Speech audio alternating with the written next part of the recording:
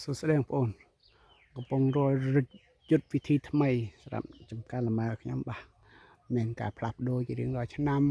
បាទយើងតាមដានវាជារៀងរាល់ឆ្នាំផ្លាស់ប្ដូរហើយរៀងរាល់ឆ្នាំនេះមួយខែជាងនេះយើងមិនទៅបានស្លៀកពាក់ឲ្យវាទេបាទមិនទៅ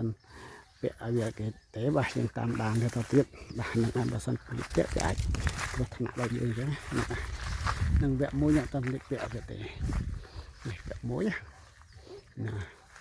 ញ៉ាំតាមវគ្គស្លៀកពាក់ឲ្យទេបាទវគ្គមួយបងវគ្គមួយទៅស្លៀកពាក់ឲ្យទេហ្នឹងហើយទៅស្លៀកពាក់ឲ្យទេបាទបងបាទហ្នឹងឯងតាមដានទាំងអស់គ្នាបាទខ្ញុំទៅស្លៀកពាក់ឲ្យទេទោះវិធីសាស្ត្រដើម្បីការរីកចម្រើនរបស់យើងបាទហ្នឹងឯងស្រាវជ្រាវយើងមិនអាចនៅដដែលបាទហ្នឹងឯងមិនអាចនៅដដែលទេខ្ញុំបាទស្រាវជ្រាវជារឿងដល់ឆ្នាំធំមិនធ្វើមិនរកវិធីសាស្ត្រមិននោះវាពីកំពុង